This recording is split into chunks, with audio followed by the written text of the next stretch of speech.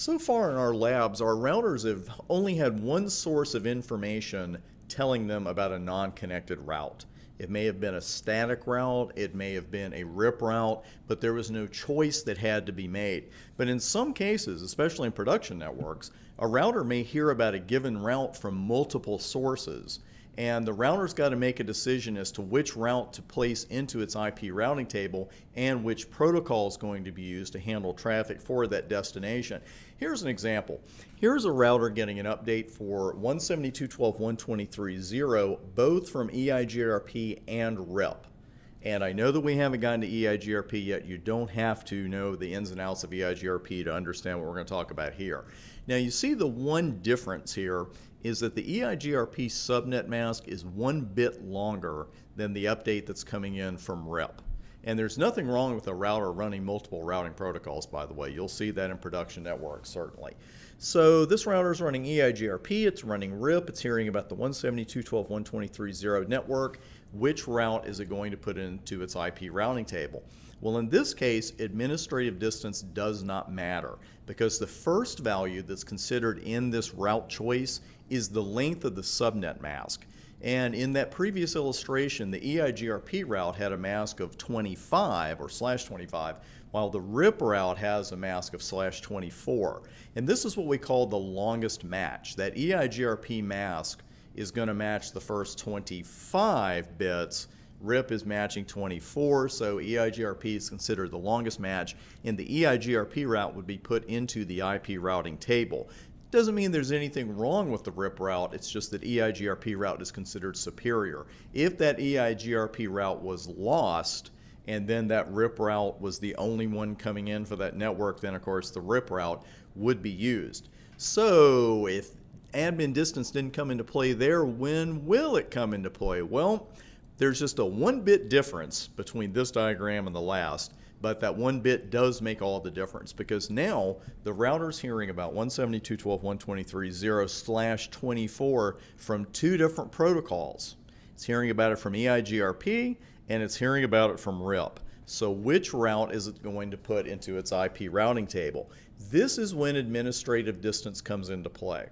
Again, remember the longest match is the first thing that the router is going to check. Administrative distance is strictly a tiebreaker. That's all it is. And here we have a tie. We've got a couple of 24-bit masks for the exact same network. And now administrative distance is going to be used to decide which route to choose and then, of course, which protocol is going to be used. Administrative distance really, it's a question of believability. And that's just like if 2 people told you what the weather was going to be today. You know, you get dressed at 6 in the morning, one weather person says, hey, it's going to be sunny and 80, and the other person says, hey, it's going to snow. Now, one of those weather people is really, really wrong, but you still got to make a choice. And it comes down to believability. And that's exactly what this is. The router has to decide who's more believable, EIGRP or RIP, and that's where admin distance comes in. Now we saw one admin distance in particular quite often in the last couple of videos, and that was RIP's AD of 120. You can always find the administrative distance of a route inside the brackets in the IP routing table. You'll have 2 numbers there. The first one's the AD and the second one is that route's metric. And the RIP routes on R1 from our previous lab, I'm going to show that to you in a moment, they all had an AD of 120, which is the default AD. Just a quick review here, too, of the whole thing here as far as the entry, these IP routing table entries. The R, of course, stands for RIP. Then we have our subnets. And then in the brackets, 120 and then /1. The 120 is the AD, the 1 is the metric. And those metrics will get a little bit bigger when you get up to EIGRP and OSPF. But for RIP, a metric of 1 is certainly understandable. We know that's a hop count. It's going to say via, and that IP address it shows is the next hop IP address. The timer that we see is the amount of time since the last time we heard an update about this particular route. And we know with RIP that's never going to be over half a minute by default. With OSPF and EIGRP, as you'll see, it'll be much longer because we don't have those twice-a-minute updates.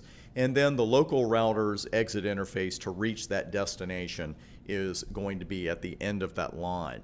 Now, as far as all these other ADs go, I'm going to show those to you in a minute, but it occurs to me that I didn't tell you, well, how does it choose, which one is the best AD, the higher one or the lower one? Well, the lowest AD is considered the best AD. The lower the administrative distance, the more believable the source of the route. So in this case, the router is going to choose that EIGRP route over RIP in the tiebreaker. And I'm going to show you an entire table of ADs here in just a moment. And there you'll see exactly what I'm talking about with EIGRP. They're all good ADs to know for your exam prep. Now, this is one of those things, it's a little awkward to show you an entire table of ADs when you haven't seen a lot of these protocols in action yet. It's just one of these things. We need you to see these numbers now. I would memorize these, frankly. You'll see a couple of them in your CCNA studies, a couple more of them. Some you won't see until further studies, but I think it's a good idea for you to know all of these numbers. Now, the connected routes, that's the only route type that will not have the brackets I mentioned. And what you'll see there is just nothing. And a connected route is considered to have an administrative distance of 0. Now, static routes are considered to have an AD of 1.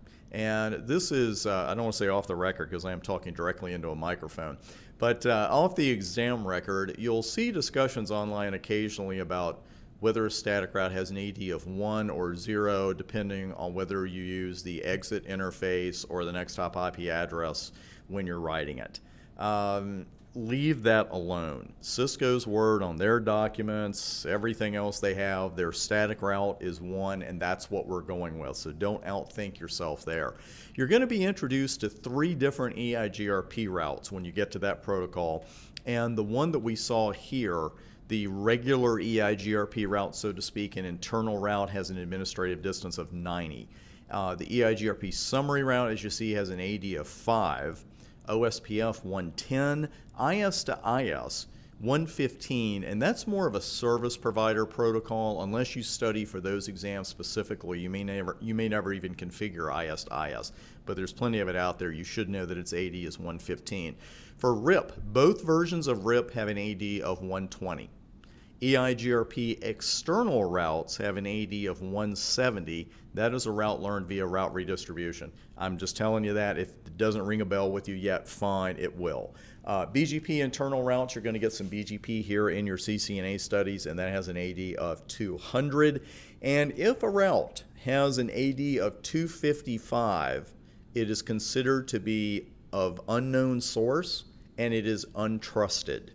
Now, you're not going to see an AD of 255 on a route in your routing table because if it's untrusted, it ain't going in your routing table. But that's a great number to keep in mind. 255, the route is totally and absolutely untrusted. That's really it for administrative distance. Again, it's strictly a tiebreaker in that route choice. It's going to look at the longest match first, but when it comes down to the AD, it's going to compare the administrative distance of the sources. Could be more than 2, you never know. It could be 3. And again, this is a good start as far as memorizing the ADs, the ones you'll bump into in your CCNA studies and in your NP should you go there as well. That's it for administrative distance for now. I have a feeling we're going to see it again a couple of videos from now, but coming up next we're going to see equal cost load sharing in action with RIP and also introduce you to the traceroute command, and that's coming up next.